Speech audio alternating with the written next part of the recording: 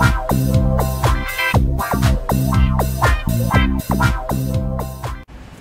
afternoon and welcome to What's Up Kansas City. And today we have a very proud pleasure to spend time with Councilperson Melba Curls. Good afternoon, Melba. Good afternoon. How are you? It's a proud pleasure to be with you today. Thank you. And Thanks today, for inviting me. and today we have a very honor to be here in the Bruce Oil Watkins Center, located on the boulevard. And we are very thankful and grateful to be here today. Now, Melba, I understand that you are the council person of which district? It's the 3rd district, and I'm an at-large member of the Kansas City Council, which means I represent the whole city, and that I had to run all over the city, just like the mayor did. When a person is in district, then they just have to run in that specific boundary, but I ran all over the city. And this is your first or second term? This is my 2nd term. And so how many other terms do you have? We have term limits on the city council, so we have 2 4-year terms, and then we can sit out and come back and run again if we want to. So this will be my last term. That's very good. And now tell our viewers, who is Melba Curls? Melba Curls is a wonderful person. No, I'm kidding. I am a citizen of Kansas City. I've lived in the 3rd district ever since I was 3 years old, so I'm very familiar with it. And I'm a person who loves my city, and I love people and my family, and I want to see us progress, and I want to see good things happen to our community. That's very good. And you held another position, I believe. Yes, I was a state rep for until term limits happened. I was a state rep for well, we can run 2-year terms, and we can run 4. So it was for 8 years. Although at the time I filled an unexpired term. Fletcher Daniels passed away, and I filled his term, and then I ran several times again. So I was a state rep, and then I went into city council. Right.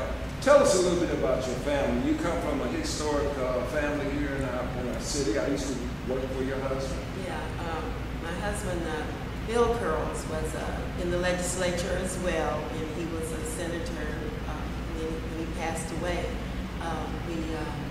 We try to continue the legacy. Now my niece, Shalon Kiki Curls, is the senator from the same district, but my husband represented.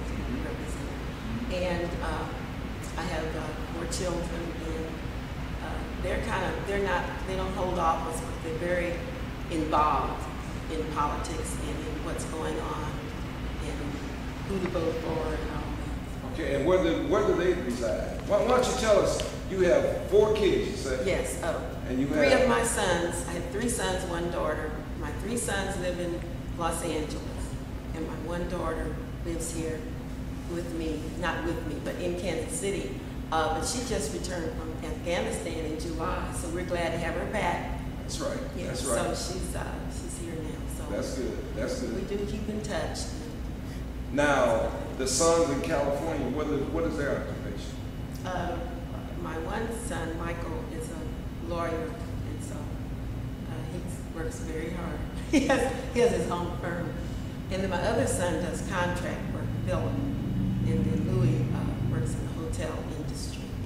Yeah, Louis, that's my man. Louis. Yeah. Louis is a wonderful guy. Now, you talking about a wonderful person, Louis. Louis has a very a demeanor about himself, like, it ain't no problem. Yeah, I can handle that. I can handle that, no problem. And, and when I get to it, it's going to be okay. When I was in school at Jeff City at Lincoln, I was able to work at the Capitol. Field gave me an opportunity to work there. I was dumb as a bag of rocks, and but he spent time with me and gave me a chance to be exposed to some things that most people never have had a chance to have that experience. I learned quite a bit, but I can remember Louis coming to the Capitol with Jeff City. This brother here would just get lost.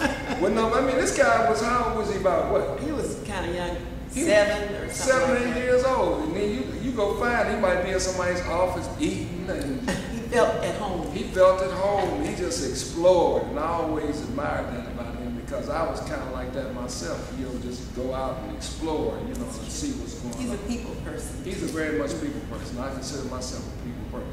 Now, Monica, which is the only girl, and she just returned from Afghanistan. Yes, in July. And she went there, what, twice? Yeah, but she works for private companies. She wasn't in the service, but Right. But she was in Afghanistan. So Yes. that's an issue in itself. Right. Well, God is good. Now. God is good. He blessed her and brought her back home in the right frame of mind, and everything is good about that. I know as a parent, I had kids. You worry about your kids. Oh, always. Always more than what they think. That's right. Right. And they always think they're a little bit smarter than us because they always say, try. "Don't even worry about it. I got this. I got this." Yeah. Okay. All right. You got this. Now, what is your focus for the 3rd district? Well, right now we have several projects. We're hoping will be successful and will get done in a timely manner. We're working on East Patrol Police Station and Crime Lab. That's going to be, the police station is going to be relocated, and it's in the 3rd, and we're working on being successful in getting that done and completed. We had a meeting this morning on Section 3, and I attended that meeting. The house was packed, and we're hoping that the residents and all the contractors who put in a bid will be successful and that we can help our 3rd district residents. Well, you be sure you tell them you're a friend of mine. Okay. Okay, that help? Oh, that'll help. Just tell them you're a friend of Jim Watson, that maybe I need to get him with me so we can have a talk. Oh, okay. I will lend my support to you. Yeah, that's a major project, and we have our 3rd district meetings every 2nd Monday of the month, and anyone is welcome. Although we focus on our neighborhood groups and we share information, and it's a helpful meeting. So I wanted to mention that as well. Right. Now, also too, we just had a viewing of last Saturday of something. Bruce, this facility, Bruce R. Watkins Cultural Heritage Center, we had an exhibit, and we had the Bruce Watkins family here. It was very nice, and it highlighted, they have a new Cleaver, Emil Cleaver, yes, did the video, and it shows in the time frame of Bruce Watkins and his commitment and contribution to Kansas City and some of the things he does. That's why we have the center here. Right. And so it's beautiful. Beautiful. And in his name. So it was well attended and very informational.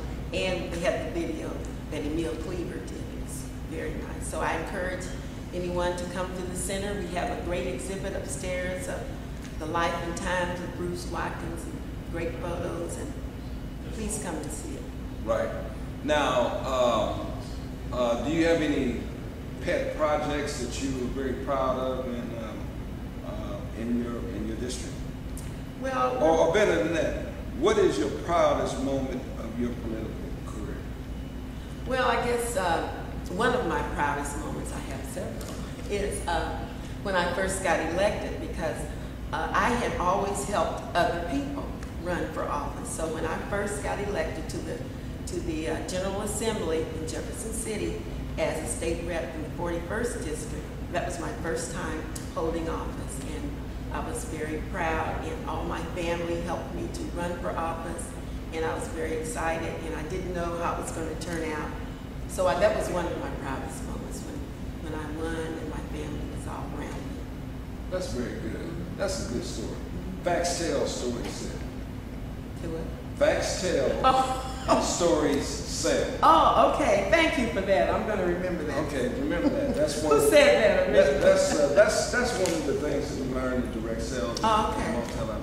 Marketing. You learn how to gather facts and then sell the facts, the story.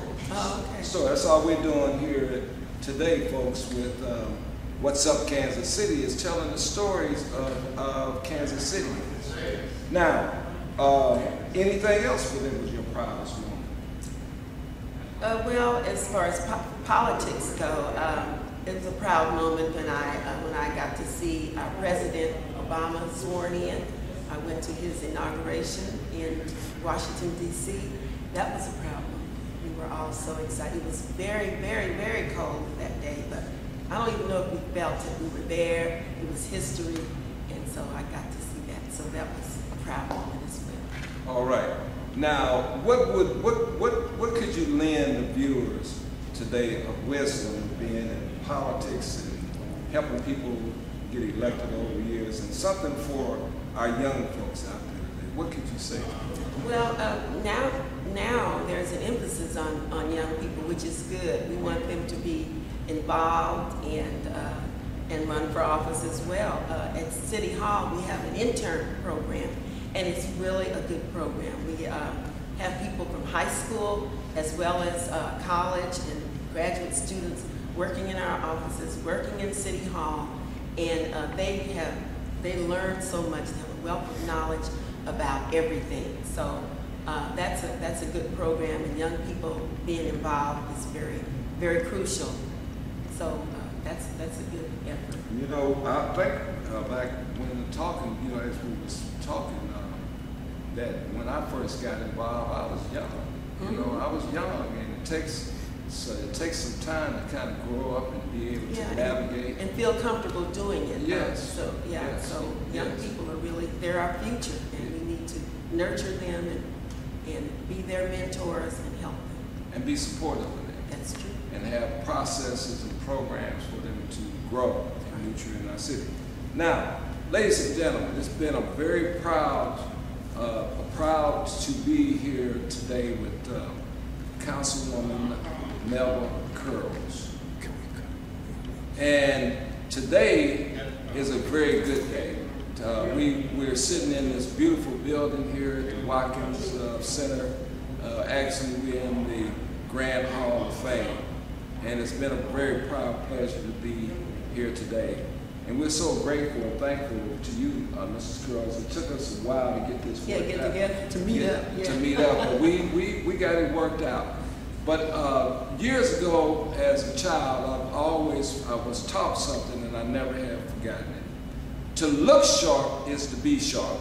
And what's up, Kansas City? And thank you very much.